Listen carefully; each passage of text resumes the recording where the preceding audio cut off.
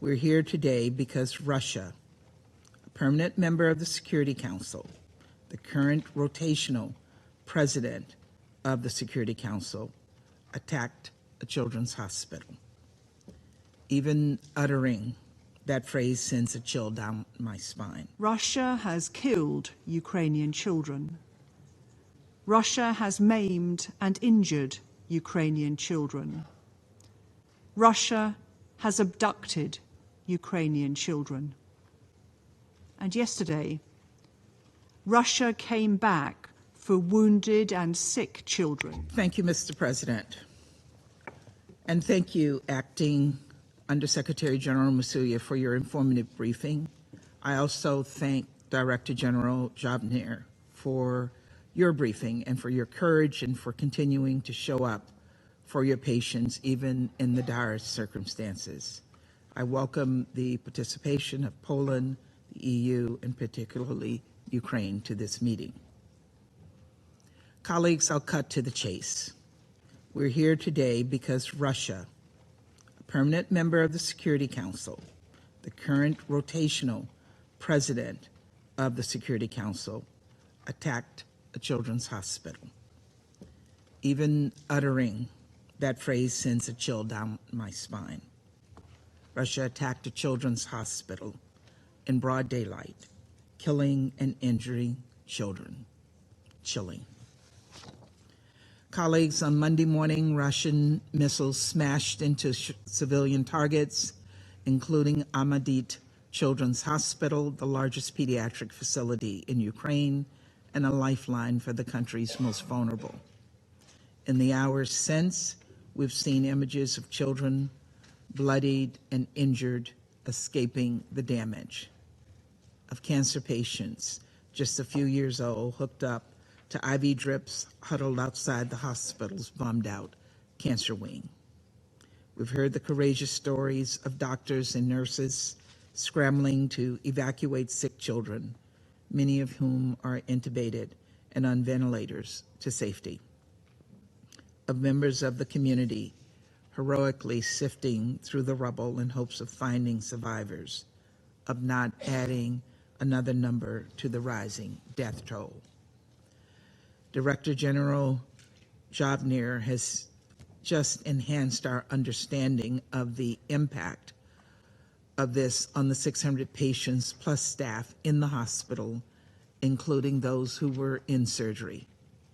Our hearts are with all of those who've lost loved ones, who wonder how their children can get the medicine and the care that they need, who wake up this morning worried about their home, their business, their family will be the next one destroyed by a Russian strike. Because let's be clear, this brutal attack is hardly a standalone incident.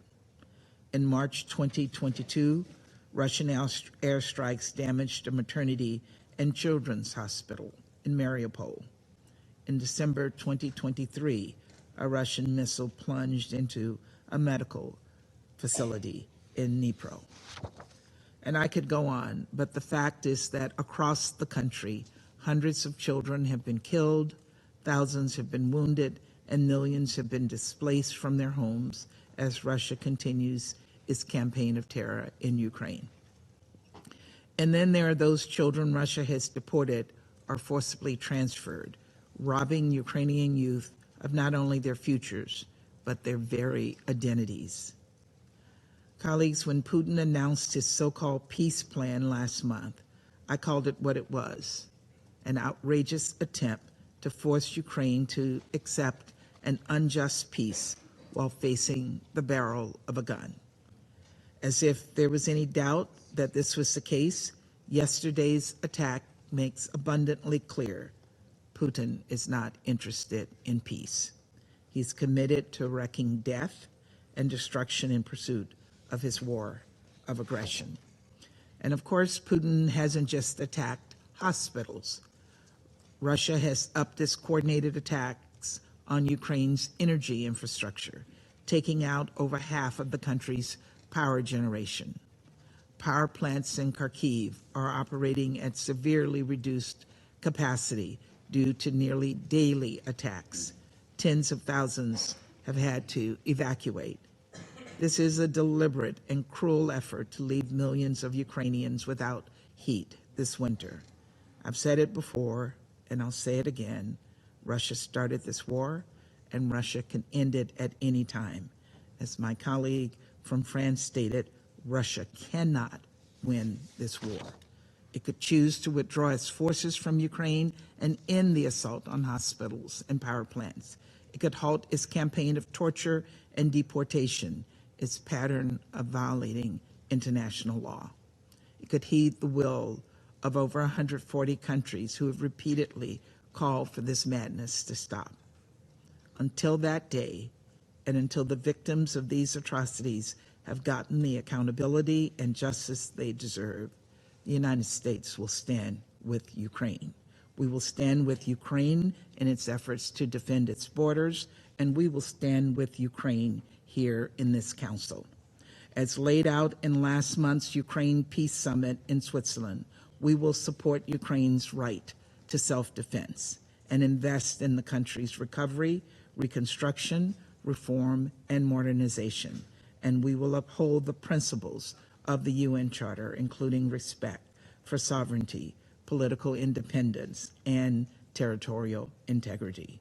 We encourage every member of this council and every corner of the international community to do exactly the same. Thank you. I thank the United States for their statement, and I give the floor to the United Kingdom. I would like to start by thanking Undersecretary General Masuya and Dr. Zhovnir for their briefings, and I welcome the participation of Ukraine, Poland and the EU in our meeting today. I offer the UK government's deepest condolences to Dr. Zhovnir and the victims of Russia's latest appalling airstrikes across Ukraine, and to their families and their loved ones. Since the 23rd of February 2022, in repeated attacks on Ukraine, Russia has killed Ukrainian children. Russia has maimed and injured Ukrainian children. Russia has abducted Ukrainian children. And yesterday, Russia came back for wounded and sick children in Okhmatit Hospital. This is cowardly depravity, and this must stop. I visited Okhmatit Hospital last December. It's become a refuge for children injured in attacks across Ukraine. I saw for myself the dedication of Dr. Zhovnir and his staff and the care they provide. I met 2 young girls among many who were resolutely learning to walk again with prosthetics.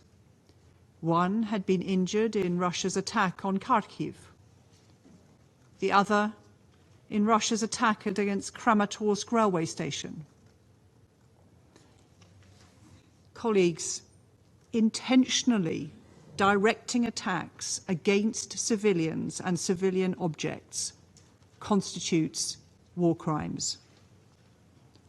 The ICC has already issued arrest warrants for the Russian president, former defense minister, the chief of the general staff, and the Commissioner for Children's Rights for suspected war crimes. Since the 23rd of February 2022, Russia has violated the UN Charter and repeatedly breached international humanitarian law. Its conduct is a disgrace to the Security Council and especially to the President's seat. Colleagues, we must join together to condemn Russia's actions and stand foursquare behind the UN Charter and its guarantees of sovereignty and territorial integrity. and behind international law and international humanitarian law. For our part, the UK, together with our partners, will continue to ensure Ukraine is able to defend itself from these barbaric acts of violence, as confirmed by my Defence Secretary this weekend in Odessa, where he announced new military aid for Ukraine's defence. At the NATO summit this week, we will demonstrate our resolve to support Ukraine for as long as it takes. We will also work to ensure accountability and justice for the Ukrainian people. And we will support Ukraine to secure a just and lasting peace in line with the UN Charter. I want to commend the exceptional resilience of the Ukrainian people, and in particular to pay tribute to the Ukrainian emergency services, especially over the last 48 hours. I also express my admiration for the doctors and other hospital workers at Okhmatdit and for their patients. In conclusion, I call on Russia again to end its aggression against Ukraine and immediately, completely and unconditionally withdraw all its forces from Ukraine's internationally recognized borders and stop killing Ukrainian children. Thank you.